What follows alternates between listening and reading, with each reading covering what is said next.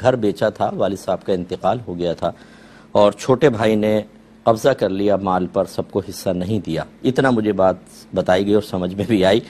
تو اس کا کیا حکم شرع ہوگا؟ دیکھیں، مسئلہ یہ ہے کہ جب کوئی انتقال کرتا ہے اس کو مورث کہتے ہیں، وہ جو چھوڑ کر جاتا ہے اس کو ترکہ کہتے ہیں. تو یہ ہونا یہ چاہیے. میں سب سے گزارش کرتا ہوں کہ اللہ آپ کو درازی عمر بالخیر عطا فرمائے، آپ کی فیملی پر آپ کا سایہ قائم و دائم فرمائے. لیکن جب گھروں میں ایسا ماحول ہو کہ دین ہم نے سکھایا نہ ہو اور گمان یہ ہو کہ مرنے کے بعد یہ آپس میں لڑیں گے، اور آپ کو اگر امید نہ ہو، آپ کہ نہیں ہماری اولاد نہیں لڑے گی، میں آپ سے گزارش کروں گا ایک دفعہ گمان کر لیں، لڑے گی. دولت اتنی گندی شے ہے، بچے آپس میں بعض اوقات نہیں لڑنا چاہتے.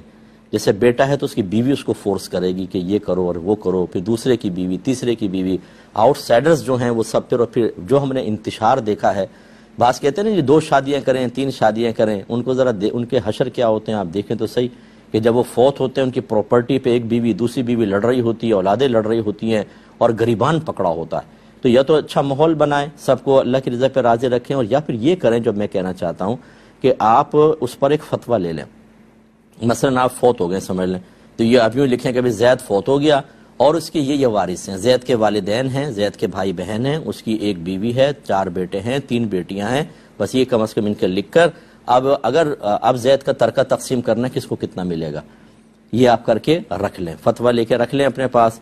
اب آپ کا اچانک انتقال ہوتا بھی ہے، گھر والوں کو پہلے بتا دیں کہ اس کے مطابق تقسیم ہوگی، پھر آپ کو ہو جائے. اچھا فرض کر لیں کہ آپ فوت نہیں ہوئے، آپ کے سامنے کوئی اولاد فوت ہو گئی، تو جس کے مال تقسیم ہوتا ہے، جیسے میں نے بتایا اس کو مورث کہتے ہیں. مورث کے سامنے ہی کسی وارث کا انتقال ہو جائے تو وہ محروم رہتا ہے، نہ اسے اب ملے گا نہ اس کی اولاد کو ملے، اسے تو آپ باہر نکال دیں. تو پھر دوبارہ ایک اور فتویٰ لے لیں کہ زید کے یہ بچے تھے لیکن زندگی میں ایک کا انتقال ہو گیا، اب باقی کو کتنا ملے گا، اس پہ لے کے رکھ لیں اور وہ دے دیں.